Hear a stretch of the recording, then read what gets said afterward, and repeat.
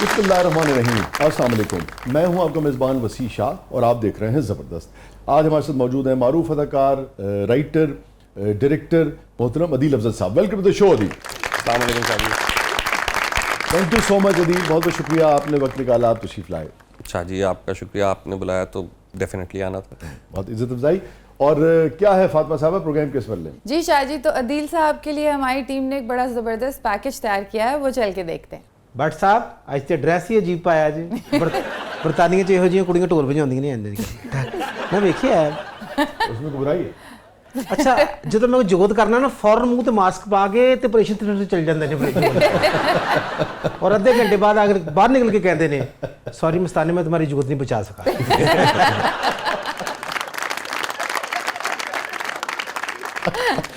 मैं तुमसे हमेशा कहता हूं, तुम एलिवेट क्यों नहीं करते अपनी जुगत पे किसी को? सर मैं शायर नहीं।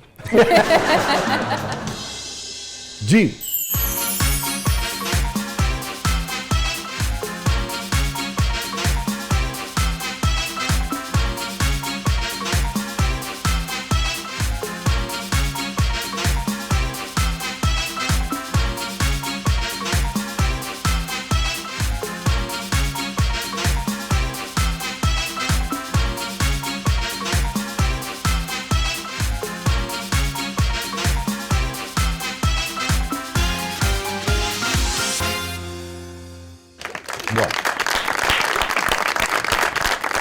वैसे बड़ा खूबसूरत बनाया हुआ है। मेरा ख्याल है मैंने खुद कभी ज़िंदगी में इतनी मेहनत नहीं की अपनी तस्वीरों को इस तरीके से देख के। और तकरीबन हर तस्वीर ही जो है ना वो उसमें कोई ख़ास मोमेंट है, कोई ख़ास कहानी है। मसलन जो इसकी पहली तस्वीर थी जिसमें मैंने शेरवानी पहनी हुई थी, हाँ, बिल्कुल, जो सबसे पहली आती तो है। वो मुझे कहा गया था कि आपने ना 23 मार्च के लिए कुछ पढ़ना है। अच्छा।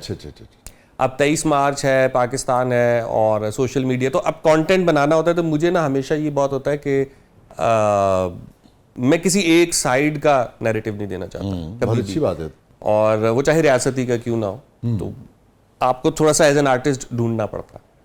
तो वो मुझे एक गज़ल मिल गई।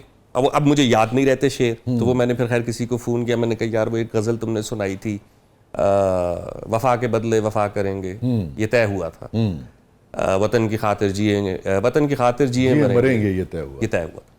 उससे मुझे खैर शेर वगैरह भेजे। फिर उस वक्त मैं बिल्कुल नया था, तो ये शेरवानी जो है वो HSY की थी। अच्छा। तो मुझे बड़ी तैयारी भी करवाई गई ना, वो मतलब वो बाकी सारा जो ग्लैमर था वो पूरा हो रहा था।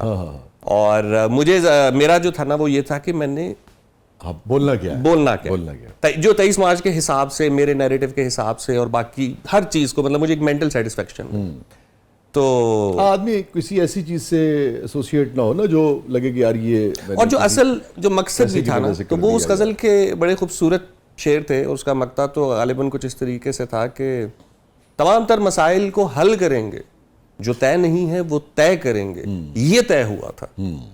सो वो ना, वो मुझे वो बात बहुत लगती थी। मैं कहता था कि अगर आप 23 मार्च को याद करना चाहते हैं, अगर आप आज़ादी को याद करना चाहते हैं असल में, so it's not just about celebration, it's not about कि आप अपनी चीज़ों के ऊपर कोई वो प्राइड लेना शुरू कर दें, बट वो याद तो करें कि तय क्या हुआ था, मतलब हमने एक्चुअली क्या सोचा, आपस में क्या तय किया। आपस में क्या। दुरुस्त बात है। So, जो इमरानी मुआहदा है वो तो यही है ना कि सब मिलजुल के बाद दुख यकसा हैं और सुख भी यकसा हैं, वसाइल भी यकसा हैं और फिर मसाइल भी मिलकर झेलेंगे। मगर वसाइल तो कहीं हैं और मसाइल कहीं। ऐसा ही है। ਤੇ ਉਹ ਜਿਹੜੀ ਪਹਾੜ ਵਾਲੀ ਤਸਵੀਰ ਹੈ ਉੱਥੇ ਮਫਰੂਰੀ ਕੱਟ ਰਹੇ ਸੀਗੇ। वो तस्वीर की अच्छी बात ये है कि वो जब मैंने लगाई थी ना, तो जो वहाँ के मकामी हैं GB के, उनमें से किसी ने ना GB के ये वहाँ पे है होपर ग्लेशियर। तो मैं ग्लेशियर पे गया हुआ था, तो वहाँ पे एक किसी ने कमेंट किया हुआ था कि आप टूरिस्ट की तरह नहीं आए, आप फिर उस तरह ही आए हैं जिस तरह लोग फिरते हैं, कि टोपी पहनी हुई है, शलवार कमीज, नीचे जो भी जॉगर शॉगर है वो पहन के बस कैजुअली फिर रहे हैं ना। तो वो बड़ी प्यारी, बड़ी हसीन जगह है, बड़ा खूबसूरत ग्लेशियर है। ये तो अच्छा कमेंट है ना यार, ये बहुत अच्छा कमेंट, मुझे बड़ी खुशी हुई जब कोई ये कहते हैं ना कि हमें आपसे टूरिस्ट वाली वाइब नहीं आई, तो यही होता है कि आप हमें अपने लगे। तो मैं जीबी जाऊं या ब्लोसान जाऊं या सेंट जाऊं, तो जब भी कहीं इस तरीके की कोई चीज मिलती है ना, तो आपको थोड़ी सी खुशी होती है कि हाँ। तो ये शेरवानी आपने यानी कि पहली बार पहनी थी जिंदगी में? नहीं ऐसी महंगी जो है वो पहली दफा पहनी थी। नहीं, खुशी किस में हुई थी, इस महंगी वाली में या दूसरी वाली में? महंगी को छोड़े साथ। हाँ नहीं, खुशी तो जाहिर है कि उसी में हुई थी। हाँ उसी में। अच्छा, एक बार आदमी बहुत खुश होता है। हाँ ਜਦੋਂ ਨਾ ਮੈਂ ਦੇਖ ਰਿਹਾ ਮੈਨੂੰ ਖਿਆਲ ਆ ਰਿਹਾ ਹੈ ਸੱਤਿਆ ਫਿਲਮ 'ਚ ਚੌਥਾ ਦੋਸਤ ਇਹੋ ਜਿਹਾ ਹੁੰਦਾ ਹੈ ਜਦੋਂ ਤੇ ਫਿਲਮ ਸ਼ੁਰੂ ਹੁੰਦੀ ਹੈ। बड़ी अच्छी फिल्म थी। चौथा दोस्त ही क्यों, पहला क्यों नहीं? ਬਕਾਇਆ ਸਾਰੇ ਮਰ ਗਏ ਸਨ, ਇਹ ਹੀ ਬਚਿਆ ਸੀ। बड़ी मेहरबानी की। ਫਿਲਮ ਦੀ ਸਟੋਰੀ ਲੈ ਕੇ ਚੱਲਦਾ ਹੈ ਜੀ ਇਹ ਸਰ, ਉਹ ਹੀ ਦੋਸਤ ਦੱਸ ਰਿਹਾ ਹੁੰਦਾ। अच्छा, फिल्म आपने कभी नहीं की?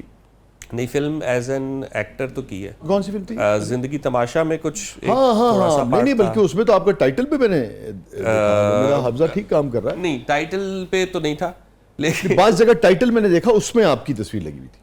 अच्छा, किसी गाने में थी या किसी उसमें? गाने में तो एक थी हाँ। सो जिंदगी तमाशा में एक पार्ट था, और कमली में बिल्कुल एक थोड़ी सी appearance सोशल मीडिया पे कहीं देखा होगा मैंने आज। हो सकता है, जो लाजमी बात है, आपका एक अपना नाम है, लोग फिर उस नाम से भी बाजू का चीजें हाँ मतलब इस तरह से लगती रहती, क्योंकि फिल्म उस तरह सिनेमा में तो रिलीज हुई नहीं थी, तो ज्यादातर लोगों ने या तो यूट्यूब पे देखी है बाद में हाँ, या फेस्टिवल्स वगैरह पे जाके उसको किया था। आपको किस किसने कहा जिंदगी में, ये पहली बार किसने कहा था कि अदील आपकी आवाज बहुत अच्छी है? आवाज भी बल्कि यूं कहना चाहिए। आवाज का मेरे ख्याल से मुझे उस तरीके से तो मैं तकरीरें करता था। फिर आप कहते हैं कि आप पहले आदमी हैं जिसने इस तरह से बाकायदा कहा।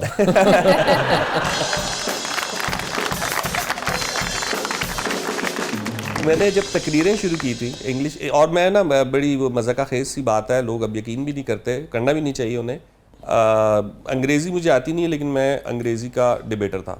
तो मैं इसमें क्या है, आपको बड़ी मजे की बात बताऊं, ये जिस शोबे में हमें ना, इसमें कम से कम 4-5 ऐसे लोग, अच्छा चूंकि ट्रेड के सारे लोग जानते हैं, मैं इसलिए नाम नहीं लेना चाहता, और बहुत बड़े अदाकार, यानी कि एक खातून थी और एक मर्द हैं, और बहुत ही आउटस्टैंडिंग अदाकार, और उनके जो असिस्टेंट्स थे, ज़ाती असिस्टेंट्स, वो उनको सीन सुनाते हैं और वो याद कर लेते हैं, और उसके बाद सारे सेट पे लोग भूल जाएंगे। काशिफ से पूछिएगा, सारे सेट वाले भूल जाएंगे, वो दोनों नहीं भूलते हैं। अदाकार को तो एक कमाल होता है ना। अब ये जिन लोगों का मैं जिक्र कर रहा हूँ, ये एक लफ्ज नहीं पढ़ सकते, मगर ऐसा याद करते हैं, पूछिए। और वो बिल्कुल गुमा भी नहीं होता। मैं आपसे बता रहा हूँ कि सारे अदाकार भूल जाएंगे, बस अगर हसाम काम कर रहे हैं, लैला काम कर रही हैं, अयूब खोसा काम कर रही हैं, सबके साथ इन्होंने किया हुआ, तो इससे ज़्यादा मैं नहीं जा सकता। और सब भूल जाएंगे, एहसन तालिब भूल जाएगा, मगर वो नहीं भूलेंगे। क्या बात, ये कमाल। ਅੱਛਾ, ਕਦੀ ਭਾਈ ਤੁਹਾਡਾ ਪਰਸ ਥੱਲੇ ਡਿੱਗਿਆ ਹੋਵੇ ਤੇ ਤੁਸੀਂ ਕਿਹਾ ਗਿਆ पुष्पा कभी झुकेगा नहीं? तो आप बता रहे थे अंग्रेजी की बात करें। तो वहाँ शुरू में जब मैंने तकरीरें वगैरह शुरू की थी, इंग्लिश की स्पीचेस करता था, तो कुछ एक दो दफ़ा कामयाबी के बाद ये कॉन्फिडेंस आ गया था कि अच्छा माइक पे मैं बोल सकता हूँ।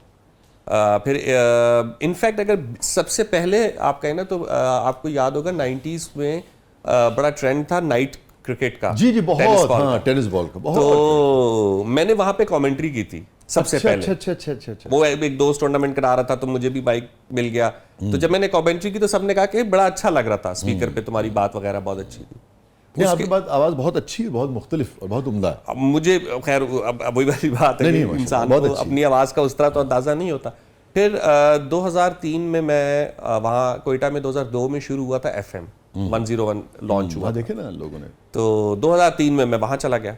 तो फिर जब वहाँ गया, तो वहाँ सबसे पहले ये चीज़ पता चली कि अच्छा आवाज़ के बारे में तो इत्मीनान है। तो मैं जिस दिन लॉन्च हुआ था, उसी दिन रेडियो के अपने जितने लोग थे, उन सब ने ये कह दिया था कि आवाज़ ठीक है, आवाज़ में कोई मसला नहीं है, आगे अब तुम कैरियर कैसे बिल्ड करते हो। तारीफ नहीं करते असल में किसी की, उसका यही मतलब है कि आवाज़ बहुत अच्छी है। So, कैरियर जो है वो तो अभी आपने बनाना है। जैसे ही मैं कोयटा में रेडियो गया हूँ, तो वो ना एकदम से आप एक 19 साल के लड़के की एक जिंदगी, आपने खुद वो देखा हुआ है सब कुछ, तो तसव्वुर करेंगे वहाँ शायर बैठे हैं, नक्काद बैठे हैं, बड़े बड़े पुराने तो बहुत ही सदाकार और ब्रॉडकास्टर्स हैं, और एक एक लफ्ज के ऊपर इतने से तलफ़ुज़ के ऊपर आपकी जो है ना वो क्लास हो जानी है, बैन हो जाया करते थे लोग थोड़ी सी गलती के ऊपर। तो वो माहौल बड़ा अच्छा मिला। और आर्ट का सबसे बड़ा जो मुझे लगता है कि इसीलिए मैं बड़ा जोर देता हूँ कि हमारी ज़िंदगी में होना चाहिए कि जिंदगी के वो सारे हसास पहलू जो आपको सिर्फ आर्ट से समझ आ सकते हैं, बेशक वो रह जाते हैं जिंदगी में। दुरुस्त करें। फिर अदबियात में, चूंकि मेरा एक तो मेरी खुशकिस्मती ये भी थी कि मेरे दोस्त के बड़े भाई थे अफजल मुराद साहब, अच्छा अच्छा, अदबियात के डायरेक्टर थे। ठीक। तो वो ड्रामा वगैरह भी लिखा था, हाइको बड़ी अच्छी कहते थे। वो हमारे दोस्त के बड़े भाई थे, तो मैं उनके घर भी जाया करता था और किताबें वगैरह जो है ना वो वहाँ से उठा के ले आया करता था। और मेरा दोस्त कहा करता, मैं अक्सर कहता, मैं कहता अफजल साहब की किताबें हैं, कहता ले जा यार, बहुत है, मतलब हम तंग हैं, हमारे घर पे जगह नहीं है, ले जा। तो बाद में ना एक जगह मैंने इंटरव्यू में ये डिस्कस कर दिया कि मैं अफजल साहब के घर से किताबें चुराता था, तो उन्होंने मुझे फ़ोन किया, उन्होंने कहा ये बात इतने सालों से मुझे पता नहीं थी कि मेरी किताबें जा आ रही है। तो वो सारी जो चीज़ें थी ना, वो जिस तरीके के लोग ज़िंदगी में मिले, उसे बहुत खिड़कियाँ खुली। अदील साहब ਤੁਹਾਡੇ के जज ने वकील पूछे ना, अदील आपका केस है? नहीं सर, बारिश हो रही है इसलिए खड़ा हूँ। आप नाराज तो नहीं सर? नहीं बिल्कुल। ਤੁਹਾਡੇ ਕੋਲੋਂ ਡਰ ਵੀ ਲੱਗਦਾ ਨਾ ਸਰ, ਜਿਹੋ ਜਿਹਾ ਤੁਹਾਡਾ ਗੈਟਅਪ ਹੈ ਨਾ, ਮਹੱਲੇ 'ਚ ਮਸ਼ਹੂਰ ਹੁੰਦਾ ਕਿ ਬਿੱਲਾ ਕਬੂਤਰਾਂ ਨਾਲ ਜਾ ਰਿਹਾ ਔਰ ਨਿਸ਼ਾਨੀ ਦਰਵਾਜ਼ੇ ਦੀ ਇਹ ਹੁੰਦੀ ਕਿ ਕੁੱਤਾ ਵੱਜਾ ਹੈ ਕਾਲਾ। ਹਾਂ ਸਾਡੇ ਮਹੱਲੇ 'ਚ ਉਹ ਬਿਲकुल ਇਹੋ ਜਿਹਾ ਗੈਟਅਪ, ਪਿਸਤੌਲ भी रखा ਹੁੰਦਾ ਉਹਨੇ। अच्छा, ये जो आपने तो खैर बात मज़ाक में की है, मैं लाहौर आया, मुझे लगा अदील कह रहा है मैं भी निकाल के दिखा।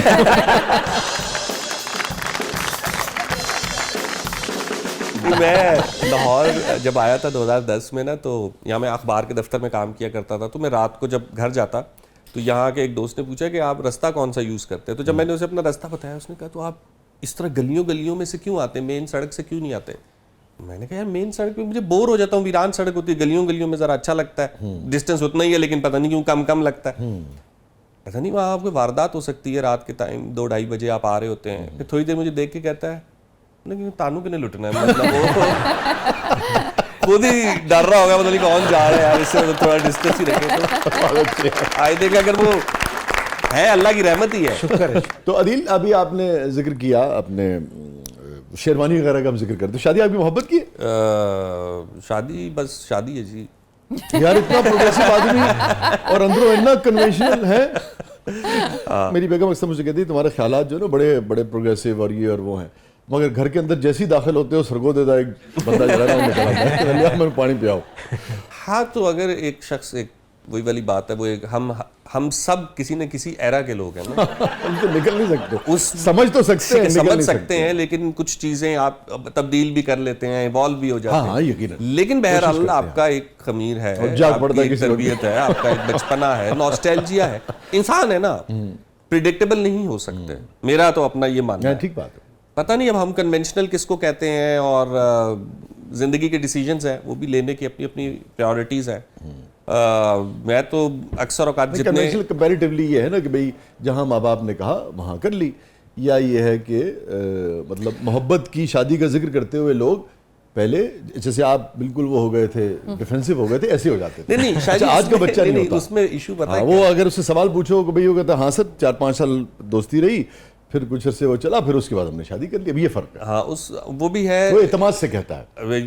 अब वाले तो खैर बहरहाल हमसे बहुत ही बेहतर है हर मामले में ही, लेकिन हमारा तो इशू ये है ना कि बहुत सारे लोग होते हैं उनके पास कोई ना कोई कहानी होती सुनाने के लिए कि फलां शख्स जो है वो रकीब निकल आया, या फलां शख्स जो है वो बेवफा निकल आया, या फलां शख्स था वो बिल्कुल कैदों की तरह विलन बन के हमारी ज़िंदगी में आ गया, या मेरे माँ बाप बड़े सख्त थे वो नहीं माने। तो सबके पास, तो मैं बड़ा एक तो इस मामले में एहसास महरूमी का शिकार हूँ कि मेरे पास ऐसी कोई कहानी नहीं है। मसला कोई था नहीं सिवाय मेरे। तो अब मुझे ये भी नहीं समझ आता कि इंसान वही वाली बात है कि अपने आप को इल्ज़ाम दे कि यार अच्छा क्या हुआ, कैसे हुआ। अक्सर होता है ना, लोग शायरों से या अदीबों से ये अज्यूम करते हैं कि ये तो मोहब्बत पे बहुत अच्छी बात करेंगे। मैं कहीं भी जाता हूँ, सेशंस वगैरह में भी स्टूडेंट्स को बहुत शौक होता है कि कुछ मोहब्बत के बारे में, तो मुझे नहीं पता। और अगेन हर शख्स अब जो बात करेगा वो अपनी मोहब्बत की बात कर रहा होगा, अपने तजर्बे की बुनियाद के ऊपर कर रहा होगा। तो तुम सब अपनी जिंदगी एक्सप्लोर करो, खुद करो, अपनी डेफिनेशन खुद बनाओ, अपने एक्सपीरियंस की बेस पे मोहब्बत की कहानी खुद लिखो। बीवी हर गल दस रही होंदी, बंदे नूं 20 सालां च नहीं पता लग रहा होंदा। एडा जिगरा तुहाडा, शादी हुई ते सुकून हो गया। कितनी देर हो गई शादी नूं सर? 8 साल। ठहर जो 8 साल फिर और फिर तुहानूं पूछांगा। यार तुम किसी को दुआ क्यों नहीं देते, खुश क्यों नहीं हो सकते किसी की खुशी? अगर वो 8 साल खुश हैं, अल्लाह करे ताहयात खुश हो। मैं साडी दुआ है, किताबां लिखियां, पूरी दुनिया फिरी है, अंदर फोल के वेख लो तुम दसणगे।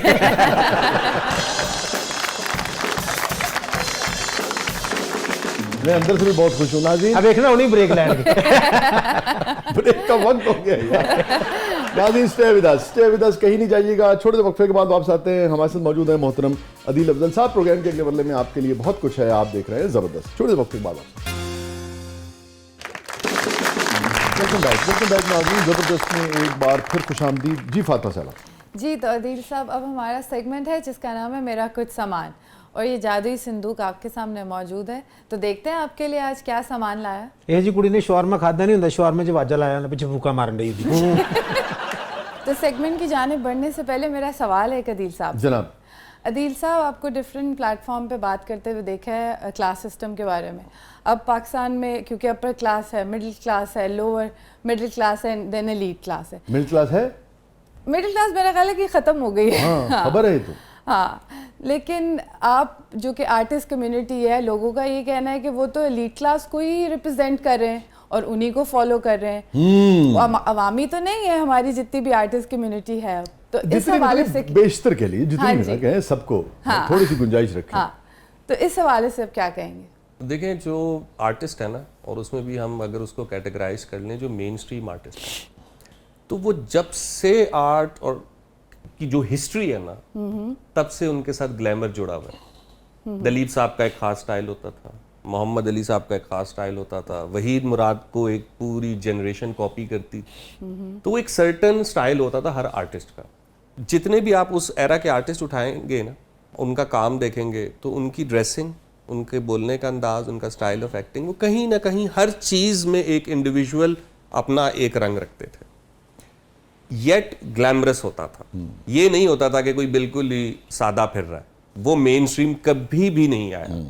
ठीक है। हाँ, उसमें सिर्फ ये है कि हमने देखा कि अदरवाइज भी जो एलीट्स रहे हैं हमेशा दुनिया में, उनमें भी उन्होंने बाज़ औक़ात अपना रहन सहन पहनावा वही रखा है, मगर बहुत सारे ऐसे लोग रहे हैं जो गरीबों के लिए किसी भी हवाले से कंट्रीब्यूट करते रहे, या एक क्लास सिस्टम को इस हवाले से ख़त्म करने के लिए बात करते रहे कि कम से कम मेरिट तो हो ना, सबको ये यकसा मौके तो होना।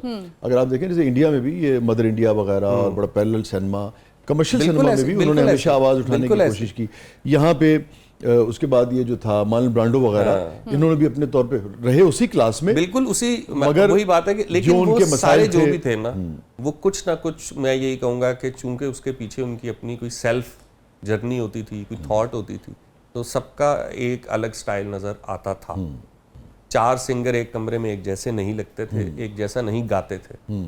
और अब जो है ना, थोड़ा सा वो हो चुका हुआ है कि इतनी ज़्यादा शो ऑफ है, एंड पता नहीं एक डेस्परेट है कि अगर आप एक्टर हैं तब भी आपने बहुत रिच लगना है, अगर आप मॉडल हैं, अगर आप सिंगर हैं, क्योंकि अगर आपने पैसा नहीं कमाया हुआ तो इसका मतलब है आप एक कामयाब आर्टिस्ट नहीं यार। सहाफ़ी जो कि सारी जिंदगी बिल्कुल, तो जिसका फख्र ये था कि हमें तो सिर्फ चाय मिलती है, मतलब वो फख्र से कहते थे, क्योंकि गरीब के साथ, आम आदमी के साथ एसोसिएट करते तो थे, वो नहीं है। और मुझे लगता है कि वो सिर्फ आपको, आपकी बात बिल्कुल ठीक है, वो सिर्फ आप ये ना समझें कि वो एक दिखावा है या स्टाइल है। जब आप उस स्टाइल को कैरी करने जाते हैं तो आप एक सर्टन सर्कल के लोगों को मिलने जाते हैं। जब आप एक सर्टन सर्कल के लोगों को मिलते हैं तो फिर आप उनका परसेप्शन, उनका व्यू, उनकी आइडियोलॉजी शेयर करते हैं, कैरी करते हैं, प्रमोट करते हैं। मुझे ऐसे ही फील होता है। और आर्टिस्ट के लिए ज़रूरी ये है कि उसका सर्कल बहुत बड़ा होना चाहिए। सड़क से लेके सदर तक अगर एक आर्टिस्ट के सर्कल में है तो ये एक आर्टिस्ट की कामयाबी है कि वो कहीं भी हो सकता है। ठीक है। मुझे पता मैं क्यों मुस्कुरा रहा है, मुझे याद है इसमें मैंने कॉलम लिखा था, जो रेटिंग वेटिंग का वो आया था ना, तो एक्टर और एंकर का फ़र्क लिखा था मैंने, और वो यही था बिल्कुल जो आप बात कर रहे हैं। लाज बात है, ये जो कि पूरी रिसर्च की बात है कि एक्टर जो है उसका सर्कल बहुत बड़ा होता है, और वो कोशिश करता है कि यानी कि किसी भी इदारों के सरबराहान से लेके और पान वाला, चाय वाला, किसी भी यानी कि समाजी लिहाज से, माली लिहाज से जो भी सतह है इंसान की, उस तक उसकी रीच हो। जबकि हम ये समझते थे कि एंकर जो है उसको तो वो बात कहनी है जो दुरुस्त है, जो दुरुस्त, भले वो सिर्फ 2 लोग सुन रहे हैं 2 करोड़ की जगह, मगर अफसोस ये है कि उसने भी अपनी रीच, उसने भी सारा गंगा बह रही है तो फिर हाथ मुंह सारे ही धो रहे हैं, नहा भी रहे हैं। मेरी भी रीच जो है तो एंकर कहता है कि मेरी रीच जो है वो सबा कमर और माहिरा खान से ज़्यादा होनी चाहिए। लेकिन हमने ना बड़ी ये जो एक हालिया दौर की चीज़ देखी है कि अगर आप न्यूज़ बना रहे हैं और आपका पॉइंट ये है कि सेंसेशन होनी चाहिए, तो आप लाख सोशल मीडिया को क्रिटिसाइज करें, आपकी असल इच्छा ये है कि आपकी न्यूज़ वायरल होनी चाहिए, तो आप उसके जो एल्गोरिदम का पैटर्न है उसी को फॉलो कर, उसको फॉलो कर रहे हैं। फिर टीवी ना रहा। अगर आप सिनेमा में कोई बनाने जा रहा है और उसकी भी ये कोशिश है कि मैं ऐसे सीन्स क्रिएट कर दूं, ऐसी कोई बात कर दूं कि वो वायरल हो जाए, वायरलिटी के पीछे ना भागें, ऑर्गेनिकली समझें कि कौन सी चीज वायरल होती है, अवाम किस चीज पे कनेक्ट करती है, या अवाम का मोशन क्या चल रहा है, और क्या अगर अवाम इस वक्त मिसाल के तौर पे जुल्म को देख के वायरल करने लग जाए तो क्या आप जुल्म करना शुरू कर देंगे? नहीं करेंगे। तो वो बाउंड्री भी अपने लिए सेट करनी चाहिए कि जो नहीं की हमने, कहां तक जाके फिर मेरा आर्ट खराब हो जाएगा। सोशल मीडिया पे अक्सर औकात लोग मुझे भी जब ये कहते हैं ना कि यार फलां इशू आपने बात नहीं की, फलां चीज हुई, मैं बहुत कम कंटेंट बनाता हूं जब मेरा दिल कर रहा होता है। मुझे ये लगता है कि जब आप रिस्पॉन्स करने लग जाते हैं हर चीज को, तो फिर वो मोनोटोनस आनी शुरू हो जाती है। ये काम आप शायद रिपोर्टिंग के साथ कर सकते हैं, क्योंकि उसमें हमें आपसे क्रिएटिव नहीं चाहिए, वही आपकी वाली बात है, हमें दुरुस्तगी चाहिए। शायरी के साथ नहीं कर सकते, नहीं हो सकती, दुरुस्त कर, बिल्कुल दुरुस्त, पेंटिंग के साथ नहीं हो सकती, बिल्कुल दुरुस्त, ठीक है। कोई अगर आप पॉलिटिकल एनालिसिस देना चाहते हैं तो वो भी शायद रोज नहीं हो सकता, उसके लिए भी आपको कुछ वक्त मुताला, पढ़ना, लोगों की राय को समझना, क्योंकि इतने पहलू होते हैं, इतने पहलू होते किसी हैं। चीज के So, कि आप कैसे बहुत उसके ऊपर ज्यादा जब आप इसको फॉलो कर रहे हैं, उसको कच्चा हो जाता है, तो वो दाद तो आ रही होती है, वाह हो रही होती है, नंबर्स भी आ रहे होते हैं, नंबर्स भी आ रहे होते हैं, नंबर से पैसे भी आ रहे होते हैं, तो वो ठीक है, उसमें कोई मुजायका नहीं है। लेकिन मिसाल के तौर पे हम बहुत सारे लोगों को, अक्सर गांव के टिकटॉकर्स होते हैं, यार देखो खेतों पे बैठ के, और यार उसने अपना वाशरूम दिखा के इतने लाख ले लिए, तो जिसके पास फिर जो मयसर है वो दिखा रहा है। बहुत अच्छी बात, बहुत अच्छी बात। अदील साहब तेन पता तुर्की ड्रामे तो डर के बंदे तीर कैच करते हैं।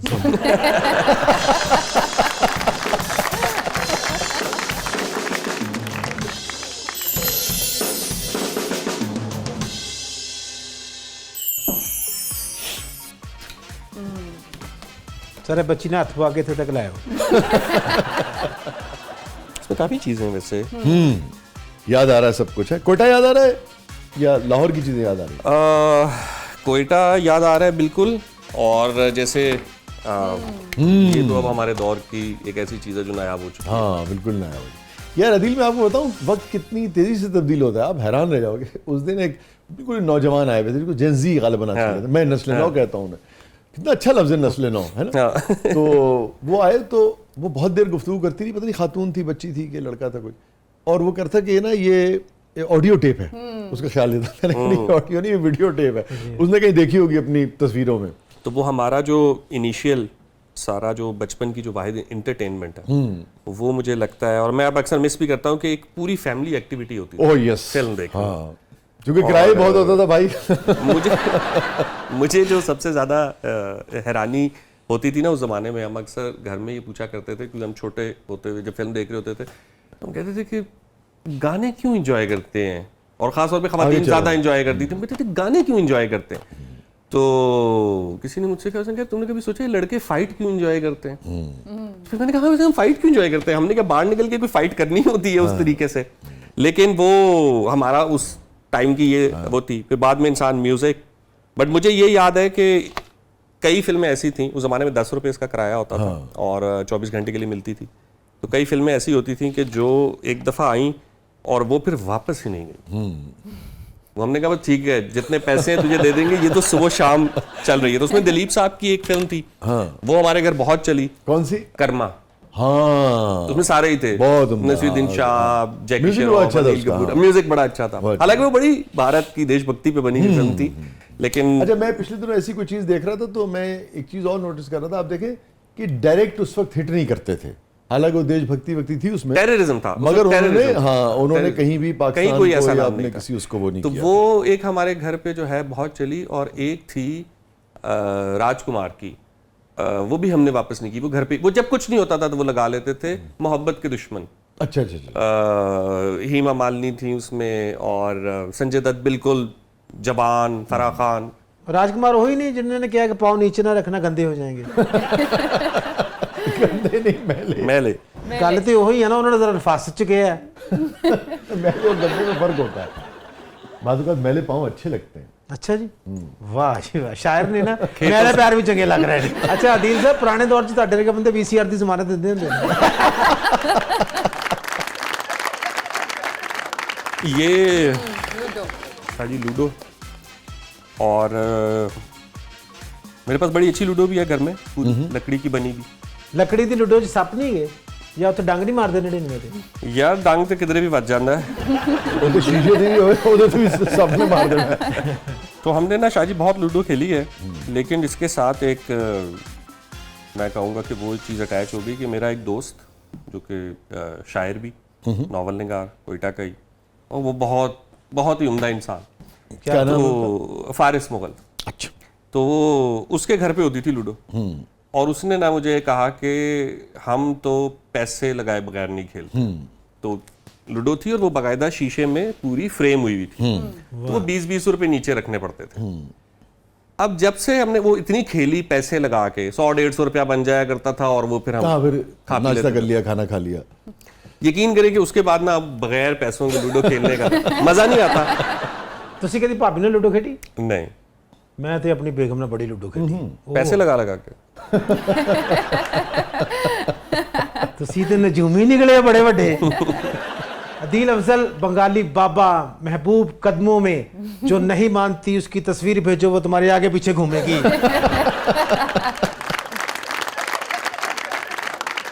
स्टे विद अस नाज़रीन, कहीं नहीं जाइएगा। छोटे से वक्फे के बाद वापस आते हैं। प्रोग्राम के अगले बदले में आपके लिए बहुत कुछ है। आप देख रहे हैं जबरदस्त।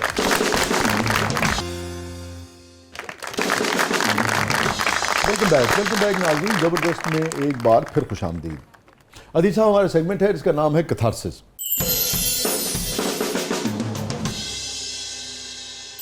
Any regret in life? काफ़ी सारे, बहुत सारे लोग हैं जो मुझे लगता है कि जैसे मैं कॉलेज के ज़माने में ज़बान मेरी बहुत चलती थी, मजाक कर सकता था, जुगत लगा सकता था, कॉमेडी क्रिएट कर सकता था। तो उस दौर में आप इतना उस चीज़ को एंजॉय कर रहे होते हो कि आपको ये आइडिया नहीं होता कि बाकी कौन कहाँ से आ रहा है या किसी उसकी सुबह कैसे हुई है। तो एक सर्टेन स्टेज के बाद मुझे ऐसे फील हुआ था कि शायद लोगों के अंदर ना ऐसे जैसे थोड़ा डर सा आ गया कि इसके साथ बात करेंगे तो ये तो पड़ाख करके आगे जवाब दे देगा। कभी कभी वो मुझे अच्छा भी लगता था कि अच्छा है, उसकी वजह से लोग फिल्टर हो जाते हैं। लेकिन कोई भी चीज़ अगर आपकी ज़िंदगी में इस तरह से रहे और आप उसको फिर लाइन ना ड्रॉ कर पाओ, तो वो गलतियां आपसे फिर अपने करीबी लोगों के साथ भी हो जाती हैं, रिलेशनशिप्स में भी हो जाती हैं।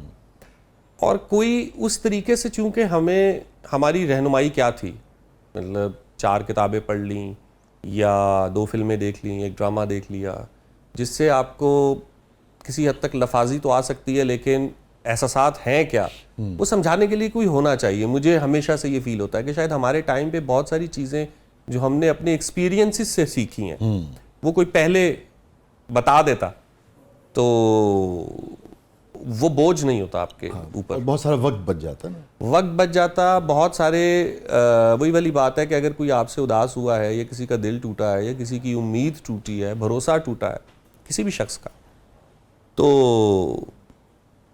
वो फिर एक ऐसी चीज़ है कि वो अगर ना होती तो शायद ज़्यादा अच्छा होता। तो ऐसे कई रिग्रेट्स हैं। हाँ, तो मेरा एक शेर है अदील, बरसाओ कभी फूल भी तुम अपनी जुबान से, बरसाओ कभी फूल भी तुम अपनी जुबान से, देखो ये फकत आग लगाने के लिए नहीं। वाह। तो आपने कहा कि शुरू में जो आया किसी को तंग कर दिया, जो एक आपके पास सलाहियत थी जुबान की, बात करने की, जुगत लगाने की, और फिर आपने कहा आपको एहसास होना शुरू हुआ। अच्छा, इब्तिदा में ही ये एहसास होना इतना आसान नहीं होता।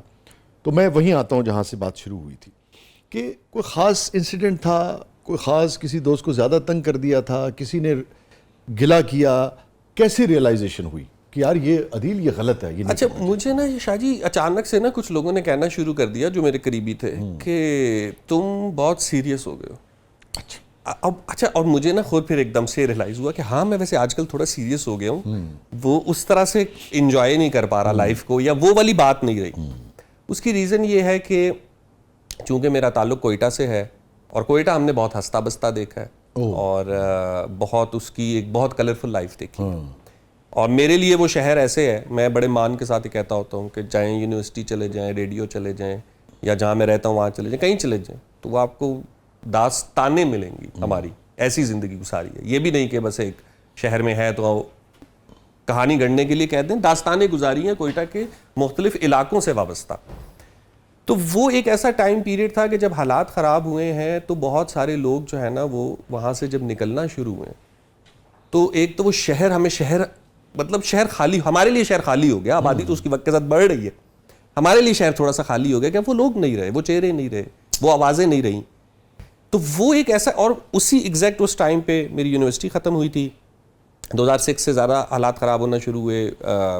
2007 में मैं यूनिवर्सिटी से, बुक्टी साहब के बाद हुआ ना, बुक्टी साहब के बाद, सो 2007 में यूनिवर्सिटी से भी फरागत हो गई, अब कोई काम धंधा भी नहीं था, नौकरी भी नहीं थी, और मैं फिर बग़ैर किसी रीज़न के, मुझे आज तक नहीं समझ आई कि मैं अखबार के दफ्तर में कैसे भर्ती हो गया, साफ़ी कैसे बन गया, बस चला गया और उन्होंने रख लिया, और वहाँ एक बहुत अलग ज़िंदगी थी। सो वो ये नहीं है कि मैं कहूँ कि मैंने किसी एक चीज़ से मैं ट्रिगर हुआ हूँ, लेकिन वो जो टाइम पीरियड था, मसलन मैं यहाँ लाहौर की अगर आपको बात बताऊँ, मैं अक्सर औकात कहता हूँ कि मैंने अपने पूरे सहाफ़ती कैरियर में सिर्फ एक दिन न्यूज़ रूम को संजीदा देखा है, जिस दिन न्यूज़ एडिटर साहब ने कह दिया था कि आज कोई जुगत नहीं चलेगी। ये लाहौर में नामुमकिन सी बात है कि न्यूज़ रूम रात तक बैठा है और ज़्यादातर मर्द हैं और वो संजीदा रहे।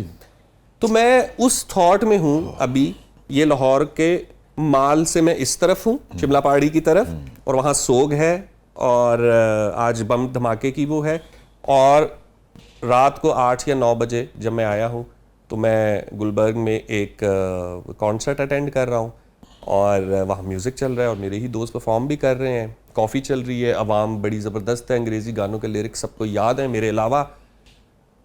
तो मुझे ना वो वाला एहसास बहुत शिद्दत से होता था कि अच्छा, वो जो हम टॉल्स्टाई और चेखोव और इनको पढ़ते थे, और रशिया को, दोस्तोयेवस्की, ये कि अच्छा रशिया में तो होता होगा कि शायद कुछ लोग बहुत अमीर हैं और कुछ बहुत गरीब हैं, हमें अपने माशरे के बारे में ये तकसीम, ये पोलराइजेशन शायद कभी दिखाई नहीं दी।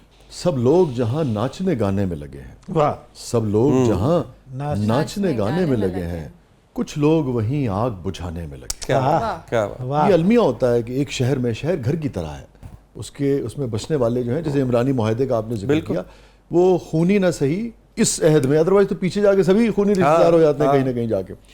तो उस अहद में ये अलमिया है शदीद। और मैं समझता हूँ आपने जो बात की, क्योंकि मेरे भी ये दिल को बहुत चुभती है, ये कैलसनेस की इंतहा है कि एक जगह पे आग लगी हो और मैयतें उठ रही हैं और दूसरी जगह लोग जो हैं वो नाच गा रहे हैं, और बस वो फिर वो आर्ग्यूमेंट भी है कि पैरेलल चलती हैं जी सारी चीजें। यही तो मैं कह रहा हूँ, ये बिल्कुल एक नया बयानी है अदी। ये 20-30 बरस पहले ये नहीं था। आप हमें उम्र में मुझसे छोटे होंगे, मगर शायद आपने पढ़ा आपने जरूर होगा, ये इस तरह से नहीं था। देखिए ना, वो चूंकि उस जमाने में तकसीम नहीं हुई थी, बिल्कुल, मगर जो फलसफा है उसको किसी भी हवाले से आप देखें, अखुवत उसको कहते हैं चुभे कांटा जो काबुल में। आपके शायद ख्यालात बहुत सारी चीज़ों में मुख्तलिफ हैं, मगर बुनियादी बात तो यह है कि एक जिस्म होना। अखुवत उसको कहते हैं चुभे कांटा जो काबुल में, तो हिंदुस्तान का हर पीरो जवां बेताब हो जाए। बिल्कुल। तो इंसानियत का भी यही मामला, इंसानियत का तो यही मामला है, बिल्कुल ऐसे ही मामला है। तो वो ना आहिस्ता आहिस्ता तबीयत में मुझे लगता है कि वो संजीदगी किसी एक चीज़ से नहीं हुई। वो एक दौर जो गुजरा है, पर्टिकुलरली 2002 से ऑनवर्ड, और उसमें ज़्यादा शिद्दत आई है 2006 से लेकर 2012 तक। अदील अफजल साहब, ये फरमाइए, कभी गिल्ट रहता है किस चीज़ पे? बहुत सारी चीज़ें, अगर वो पर्दे में आए तो पर्दे में ही रहें, ठीक। लेकिन हाँ, मैं ये ज़रूर तस्लीम करता हूँ कि ज़िंदगी में 1 से 2 ऐसे ज़रूर ताल्लुक़ रहे हैं मेरे, जहाँ मुझसे जो उम्मीद थी वो उस पर मैं पूरा नहीं उतरा। ठीक। और मैं अपने आप को ये दोष नहीं देता कि मैंने उम्मीद बनाई थी या मैंने कोई वादा किया था, लेकिन बहरहाल आप एक सर्टेन कैरेक्टर लेके चलते हो, आपकी कुछ बातें हैं, आपके कुछ प्रिंसिपल्स हैं, आपको देख के ही एक इंसान अंदाजा लगाता है कि ये शख्स ताल्लुक में किस हद तक जाएगा और कैसा बिहेव करेगा। तो वहां मुझे लगता है कि मैं या तो कमज़ोर पड़ा हूं, या दूसरे लफ्ज़ों में जब मैं ख़ुद अपना एक एहतसाब करता हूं तो मुझे ये फ़ील होता है कि एज़ एन आर्टिस्ट आपके अपने अंदर ना एक बहुत बड़ी ख्वाहिश होती है कि आप अपने आप को किसी भी चीज़ में कैद ना करें। और मेरा NCA से जब मैं निकला था तो मैंने वहाँ पे जो थीसिस किया था उसका टाइटल भी था कि आखिरी बुत, और उसकी पूरी कहानी यही थी कि एक शख्स है और उसने एक लड़की से बहुत मोहब्बत की और उसके बाद छोड़ दिया। छोड़ा भी क्यों है, क्या है, कुछ नहीं पता, बस वो लड़की की शादी हो रही है और वो उससे पूछने आती है कि मुझे सिर्फ ये बता दो कि क्यों छोड़ा था, और कुछ नहीं। तो वो सारी उसकी ज़हनी थी कि वो पूरी को 20 मिनट सारे जवाबात सोचता है कि मैं इसको क्या जवाबात दे सकता हूँ असल में कन्विंस करने के लिए, और वो सारे ही जवाबात दुरुस्त होते हैं, अकली होते हैं, दलील के पैमाने से ठीक होते हैं, लेकिन सच्चे नहीं होते। सच उसे अंदर खुद पता होता है। तो वो उससे सिर्फ इतनी बात, अफसाने में उसका सच क्या था? उस अफसाने में वो उसको ये कहता है कि मैंने तुमको हमेशा एक बुत की तरह समझा है। मैं ज़िंदगी में जब भी किसी चीज़ से वाबस्ता हुआ हूँ तो वो मुझे बुत लगा है, और फिर जहाँ मुझे कोई बुत लगता है तो वहाँ मुझे उसको तोड़ के आगे जाने की ख्वाहिश पैदा ऑटोमेटिकली हो जाती है। और जो आपका मामला था उसमें सच क्या था? उसमें भी एक तरफ से मुझे, क्योंकि मेरा थीसिस पूरा मेरी अपनी पर्सनालिटी के हिसाब से ही मुझे लगता है कि वो ड्राइव था कि मैंने बहुत कहीं ना कहीं ये नहीं कि इंटेंशनली बैठ के एक दिन सोच के, लेकिन कहीं ना कहीं शायद मैं कभी भी किसी भी ताल्लुक में 100% वो जो होता है ना कि एक दाव लगा दिया है, एक जिंदगी अपने आप को शायद मैंने हमेशा सबसे ज़्यादा अजीज ही रखा है कि कहाँ मेरे पर कट जाएंगे, तो मुझे अपने पर नहीं काटने, मुझे अपने आप से, जिसको आमतौर पे कहते हैं कि आपको तो फिर अपने आप से ही मोहब्बत है। सो ऐसा नहीं हुआ कभी कि मेरी ज़ात बहुत कॉन्फ्लिक्टिंग रही हो, मैं बड़ा एडजस्ट कर जाता हूँ, कॉम्प्रोमाइज़ कर जाता हूँ, और वो एक मगर जो इलाका फतह कर लेते हैं फिर आपको आगे नए इलाकों की ख्वाहिश होती है। शायद मुझे लगता है सिकंदर वाला मिजाज है आपका। नहीं।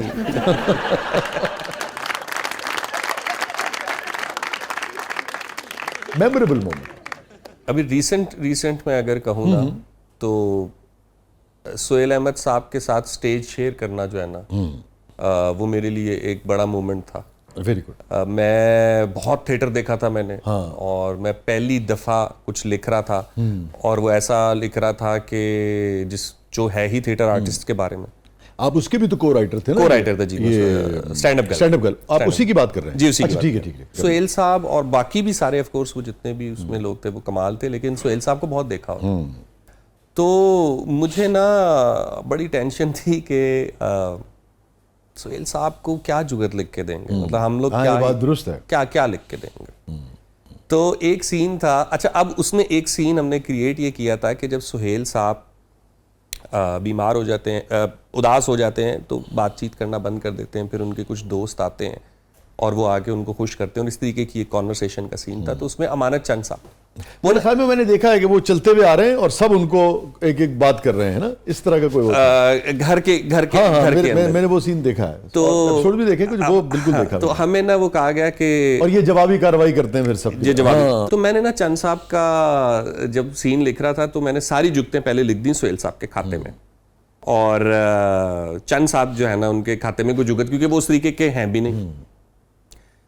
सोहेल साहब को ना एक बात बहुत बुरी लगती है जो मैं थिएटर पे देख भी चुका हूं, कि वो ना कहते हैं यार अब बस कर दो, ये मुंह के ऊपर, रंग के ऊपर बहुत जुगत होगी, मेरे मुंह पे कितनी देर कॉमेडी कर लोगे।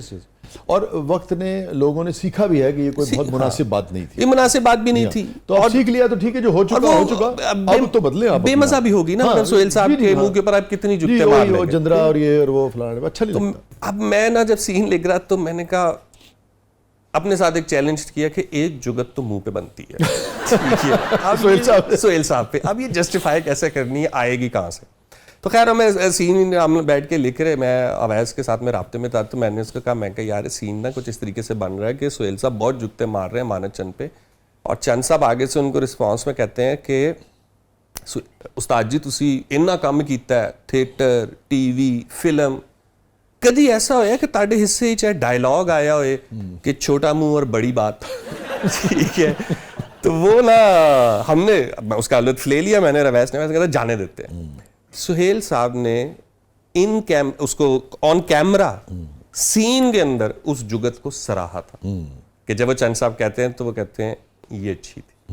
तो वो मेरे लिए ना एक बड़ा मूवमेंट था। मैं सेट पे होता भी था तो मैं कहता था कि उफ ये तसल्ली। देखिए सुहेल साहब बड़े आदमी है ना, चूंकि लिटरेरी अंग में आई है, यानी कि डायरेक्ट बुरा भला नहीं कहा गया, ये अब इसमें बारीकी है, चूंकि वो लिटरेरी एक मुहावरे को इस्तेमाल कर लिया है ना। तो अदील अफजल साहब की जिंदगी का सबसे गमगीन लम्हा जब 2014 में एपीएस का वाकया हुआ था जी, उसने तो पूरे पाकिस्तान और पूरे पाकिस्तान को हिलाया था। मैं जब एपीएस गया था शादी, ये 2000 दिसंबर 2014 की बात है जब वाकया हुआ है, उसके बाद गए हैं और मैं गालिबन मार्च में गया। तो जाहिर है कि वो स्कूल उस वक्त रीबिल्ड हो चुका था, उसको दोबारा खोल लिया था। मैं कहानी लिख रहा था तो मुझे उसके लिए कुछ रिसर्च करनी थी। उस दरमियान में हम वहाँ कुछ शायरों से मिले, अदीबों से मिले, और फिर एक साइकेट्रिक क्लिनिक पे गए जहाँ पे मुतासरीन कुछ लोगों का इलाज हो रहा था। वो चेहरे जो उस दौरान, अब थोड़ी सी बात मुझे लगता है कि गैर अखलाकी वो उस पैमाने पे हो जाती है कि वो तो एक प्राइवेट मूवमेंट होता है डॉक्टर का और पेशेंट का, जिसमें वो आके अपने मेंटल इश्यूज डिस्कस करते हैं, लेकिन हम तहकीक के पर्पस से वहाँ पे मौजूद थे, खामोशी से देख रहे थे। वहाँ मैंने एक खातून को देखा, और जैसे एक इंसान शॉक में आ जाता है तो उसकी आंखें खुल जाती हैं, एक पहला रिएक्शन होता है इस तरीके का। इस रिएक्शन में आप 2 या 3 सेकंड नहीं रह सकते। इसके बाद क्या होगा? शौक आस्ता आस्ता कम होना शुरू हो जाएगा। वो खातून जब कमरे में आई तो वो मुसलसल इस हालत में थी कि उनकी आंखें, उनका चेहरा ऐसे फटा हुआ था। जब मैं उन्हें देख रहा था तो वो बात होती रही डॉक्टर साहब की उनके साथ, वो अपनी बात करती रही और मैं सुनता रहा। उनका बराह रास्त एपीएस से कोई ताल्लुक नहीं था, उनका कोई बच्चा नहीं गया था, उन्होंने किसी की बॉडी नहीं देखी थी, वो मौके पे वहां मौजूद भी नहीं थी। लेकिन इस विजुअल को जो उनकी नज़र में सोशल मीडिया या मीडिया से गुजरा है, उसका ऐसा इफेक्ट हुआ था कि वो मुसलसल एक हालत शौक में थी। उनकी मैरिड लाइफ डिस्टर्ब हो चुकी थी,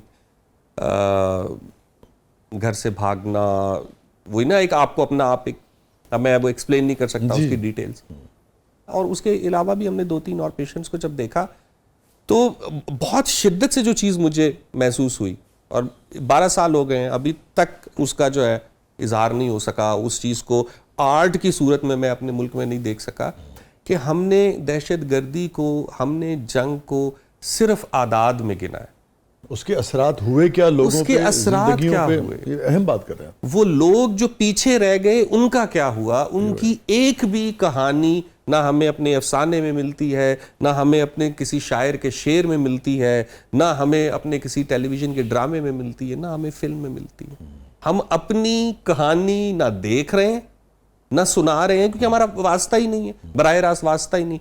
हमें इश्यूज, कॉन्फ्लिक्ट्स, ये जो मुद्दे हैं, ये हमें एक सेलेबल आइटम लगते हैं। अच्छा, इसके ऊपर फिल्म बनाएं, फेस्टिवल हो जाएगी, इसके ऊपर कुछ चीज़ बनाएं, वायरल हो जाएगी। ये पैमाने ने आपके अंदर जो एक एम्पैथी डेवलप करने का था, आप एक वाकया देखते हो, आप पे असर होता है। आप जाएं तो सही, आप, और अब आप फी जमाना उसको एक कमर्शियल एंटिटी के तौर पे देख रहे होते हैं। आप उससे कोई ताल्लुक नहीं बना रहे, आप उसको बड़ा प्रोफेशनली हैंडल कर रहे हैं कि ये इशू है। जैसे एक डॉक्टर का काम है इलाज करना, तो बस आप इलाज करके चले जाएं, आपकी उसके साथ कोई अटैचमेंट नहीं है। लेकिन आर्टिस्ट की सोसाइटी से विदाउट अटैचमेंट कोई क्रिएटिविटी नहीं हो सकती। वो क्या सुना रहा है, वो क्या इमेजिन कर रहा है, किस दुनिया की, किस जहान की बात कर रहा है जहां वो रहता है, अगर वो वहां कनेक्टेड नहीं है। लोग जख्मी हो जाते हैं। हमारे यहाँ 20-25 साल की जंग चली है, जो लोग जख्मी हो जाते हैं, हमने कभी नहीं सोचा कि उसके बाद उनकी जिंदगी कैसे गुजरती है। वैसे आपकी बात मैं यहाँ ज़रूर, चूँकि आपने जिक्र किया और ये गिला आपका वजह है, मगर फिल्म की और ड्रामे की हद तक तो नहीं। मैं चूँकि मैं तो कर नहीं रहा था, ज़्यादा लिख नहीं रहा था उस ज़माने में। और आपको पता है कि हमारा वो ऐसा है कि वो इंडिविजुअल, बिल्कुल, यानी कि कोई सोलो आर्ट तो है नहीं कि आप अपने तौर पे कर ले, उसके और भी तकाजे हैं ना सारे, वो मजबूरियां हैं जो जिसके साथ आपको चलना होता है। उसका प्रोसेस है, चैनल है, प्रोड्यूसर है, बिल्कुल ऐसे ही, बहुत सारी चीज़ें हैं, एग्री करना है लोगों का। तो मगर ये कि शेरों में आया है वो, हम मेरे यहाँ भी आया है, यहाँ तक कि मैंने उसको हमें पहली मरतबा बात कर रहा हूँ इसलिए कि आपने गिला किया और हम सबसे किया, वो बिल्कुल ठीक किया। मैं माजरत थोड़ा वाज़ेह कर दूं कि नहीं बिल्कुल ठीक किया, ये जाना चाहिए, ये जाना चाहिए। और साथ में ये भी जाना चाहिए कि हाँ कुछ लोग ऐसे थे जैसे आपको आज भी तकलीफ है जिन्होंने अपना हिस्सा डालने की थोड़ी बहुत ज़रूर कोशिश की। मैं एक प्रोग्राम करता था और वो अब मैं पहली मरतबा मैं आपसे शेयर करूँ, प्रोग्राम करने की वाहिद वजह यही थी क्योंकि बाकी जो उसके सारे मामलात थे वो बिल्कुल भी ऐसे नहीं थे कि मैं उसे करता, मौली मामला जो थे, मगर वो करने की वजह यही थी, उसका नाम था मुतासरीन। और वो जितने भी ये बॉम्ब ब्लास्ट या जिसके जो विक्टिम्स होते थे उसके घर हम जाते थे अदील 6 महीने या साल के बाद, जब ये सारा मीडिया और ये सब खत्म हो जाता था। मैंने शायद किसी उसमें जिक्र किया था पहले भी कि जब जैसे हम बात कर रहे हैं ना कि कौन सी चीज़ें नक्श रह जाती हैं, तो मुझे वो सारे तकरीबन सारे के सारे प्रोग्राम जो है मुझे याद है। मुझे वो बच्चा भी याद है जो मून मार्केट में लोग जब ब्लास्ट हुआ सब चले गए और वो नाबीना हो गया था और उसके ऊपर एक कंप्यूटर था और बिल्कुल माजूर था और वो वहाँ बैठा रहता था, उसके ऊपर हमने प्रोग्राम किया और उसके घर में अब कोई नहीं जाता था 1 साल के बाद। मुझे वो कुली भी याद है जो लाहौर के रेलवे स्टेशन पे जब ब्लास्ट हुआ था तो उस कुली के घर में गया तो उसकी 6 या 7 बच्चियाँ थी और मैं आँख बंद करता हूँ अदील तो मुझे आज भी याद आता है, जो कि जानती थी टीवी वगैरह के हवाले से, तो वो जिसे कहते हैं ना दामन पकड़ पकड़ के रो रही थी कि मेरे बाबा को ला सकते हैं आप वापस। तो बस अपने तौर पे, और शायद जिनको मौका नहीं मिला उन्होंने भी सोचा होगा, तकलीफ तो सबको ही थी। तो मगर ये बात दुरुस्त है आपकी कि ये गिला हम सबका है, अपने आप से है। लाजमत है हम और आप ही मुआशरा है कि जिस शिद्दत के साथ हमें एम्पैथी का और उसके अमली तौर पे उसके इजहार का उसका इजहार करना चाहिए था, जिससे हम उस बारीकियों को बाद में आने वाली जो बीता है उन सब के ऊपर वो समझ सकते, उस तरह से नहीं हुआ हमारे आर्ट में उसका इजहार। वो इजहार क्यों ज़रूरी है? वो इजहार इसलिए ज़रूरी नहीं है, वो इजहार इसलिए ज़रूरी है कि फिर आप आइंदा उसको रोक सके, क्योंकि जितना आप बिल्कुल उसकी शिद्दत को महसूस करते हैं जो उस दिन हुआ और उसके बाद जो कुछ बीता है लोगों पे, जो इमीडिएट फैमिलीज थी उन पर बीता, जो बाकी सब देखने वालों पर बीता, उससे आइंदा फिर सद्देबाब कर सकते हैं आप। बिल्कुल ऐसे ही है शाह जी। जो लोग इस दुनिया में अब नहीं हैं, सबसे पहले किसे मिलना चाहोगे आप? एक फिल्म आई थी बड़ी ज़बरदस्त फिल्म, मिडनाइट इन पेरिस। तो मुझे ना उस फिल्म को सारे उसमें अदीब और सारे, तो मुझे ना उस फिल्म को देख के जो पहला ख्याल आया था ना वो ये था कि मैं उन डायरेक्टर साहब को लिख दूंगा या कुछ भी कह दूंगा कि मैं ना ये बना रहा हूँ, मेरा बहुत दिल है कि मैं मिडनाइट इन लाहौर बनाऊँ। हाँ, तो मैंने उसकी कहानी लिखनी भी शुरू की थी। उसके लिए तो टी हाउस भी जा सकते हैं आप, वहाँ भी काम हो तो सकता वो basically yes 50s and 60s and वो एरा मैंने ना उसी तरीके से सोचा था। पहला शख्स जो मेरे जहन में आया था और मैंने वो कहानी शुरू भी इस तरीके से की थी। मेरा अगला सवाल यही होना था कि सबसे पहले किसे मिलने जाओगे? पहला वो एक सीन ही बल्कि मैं आपको सुना देता हूँ कि यही ऐसे ही शायद मैं देखना चाहूँगा। मैंने सीन ये लिखा था कि मैं हूँ और मैं आज का लिखारी हूँ, तो मैं वही जैसे उसमें ओल विल्सन का किरदार था। तो मैं सड़क पे कहीं खड़ा हूँ, पुलिस ने मुझे रोका हुआ है और पुलिस मेरी तलाशी ले रही है जैसे लाहौर की पुलिस है। तो मेरे हुलिये से ही मुझे जज करके मेरी तलाशी ले रही है और एक गाड़ी रुकती है और गाड़ी में मंटो साहब है। तो मंटो साहब मुझे बिठाते हैं और पहली बात ये कहते हैं कि ये सब अभी भी चल रहा है। तो out of all the literary people I admired, बहुत सारे हैं और जिंदगी में, मंटो साहब को बहुत उनका बहुत असर रहा है एक बड़े दौर तक। तो और उनकी जो बातें जिस तरीके से मैंने सुनी हुई हैं या पढ़ी हुई हैं, तो वो जो एक ना आपको एक एहसास होता है कि यार महफिल बड़ी मजेदार होती है। यस, होती ही थी, होती ही थी, कोई शक नहीं। तो आप उसको आइडलाइज करते हो, एडमायर करते हो। यस, ऐसे अगर आपसे पूछूं कि जो अगर आपके हाफजे में आ रहा हो, फौरी तौर पे मैं कहूँ मंटो साहब के इस वक्त किस अफसाने का नाम लेंगे आप? मंटो साहब के दो वैसे बेतहाशा अफसाने। मुझसे एनसीए के एडमिशन टेस्ट पे भी ये सवाल हुआ था कि अगर तुम्हें मंटो इतना पसंद है तो मंटो की किस चीज पे फिल्म बनाओगे? सोच रहा हूँ यार एडमिशन खत्म ही नहीं होगा दे रहा मेरा। किस चीज पे फिल्म बनाओगे? मैं कहा तो उनकी कितनी चीजें हैं, लेकिन चलिए इसको थोड़ा सा मुफीद भी बना लेते हैं कि आप जो समझते हैं कि भी लोगों को जरूर पढ़ने चाहिए। टोबा टेक सिंह, ओके, वाह, बू, ठीक, स्याह हाशिए, तल्ख तुर्श शीरी, ये तो लाजमी है। किस चीज से खौफ आता है या डर लगता है? रिसेंटली शाहजी एक खौफ थोड़ा सा डेवलप हुआ है, वो है मेमोरी का। आजकल दुनिया में डिमेंशिया जब मैं देखता हूँ ना, बहुत ज्यादा में हमने अपने कुछ बुजुर्ग भी देखे, जी जी जी जी, बहुत तकलीफ दे होता है उनको देखना। क्योंकि मुझे ये लगता है कि एज एन आर्टिस्ट, और in fact not just as an artist, as a human, आप जो ज़िंदगी जी रहे होते हैं, आपकी जो विंडोज़ है, आपकी जो प्रोग्रामिंग है, वो सारी तो आपकी मेमोरी है। उसी मेमोरी के ऊपर आप खड़े हो ना, जो लोगों से आपने ताल्लुक बनाए हैं, जो तजर्बात आपने हासिल किए हैं, जो तालीम आप, सब एक मेमोरी की सूरत में है। गालिब का आपको एक शेर सुनाता हूँ जिसकी बुनियाद मेमोरी है। हाँ, मेमोरी ही है, चूँकि वो कहीं ना कहीं ख्याल उसके साथ ही मिक्स होकर उतरता ना।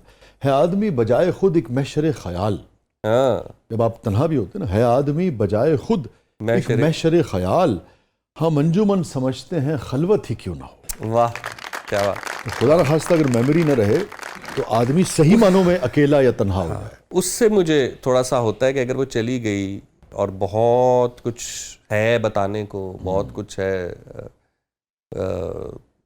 ठीक करने को, एक्सप्लेन करने को, अभी बहुत कुछ है। अगेन मुझे इस जो आपने बात की ना, इस पे बड़ा खौफनाक शेर है परवीन का।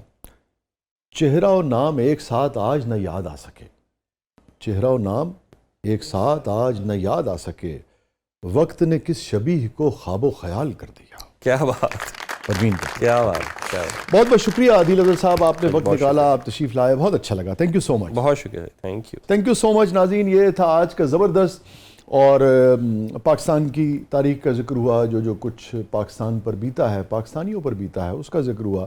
आखिर में 3 अशार मुझे याद आ गए, उसी पर प्रोग्राम का इख्तिताम करते हैं। मैं ही हर बार कबीले के लिए दार चढ़ूँ, मैं ही हर बार कबीले के लिए दार चढ़ूँ, और मेरा नाम ही हर बार पुकारा जाए। क्या बात है, शुक्रिया। मैं ही हर बार कबीले के लिए दार चढ़ूँ, और ये जो गिला कर रहे थे ना शायरों ने, लिखा नहीं, मैंने कहा अदील का तो गिला दूर करें। मैं ही हर बार कबीले के लिए दार चढ़ूँ, और मेरा नाम ही हर बार पुकारा जाए। इससे मजलूम की तौहीन हुआ करती है, इससे मजलूम की तौहीन हुआ करती है, कभी कातिल को ना दिलदार पुकारा जाए। वाह वाह वाह। और अदील साहब, हरफ तनकीद इलाजे दिले बीमार भी है। हरफ तनकीद इलाजे दिले बीमार भी है। क्रिटिसिज्म, हरफ तनकीद इलाजे दिले बीमार भी है, हर मुखालिफ को ना गद्दार पुकारा जाए। ये यार बात, वाह वाह वाह, शुक्रिया, बहुत शुक्रिया, थैंक यू। नाज़रीन, अपने फीडबैक से हमें आगाह कीजिएगा। इजाज़त दीजिए, अल्लाह हाफ़िज़।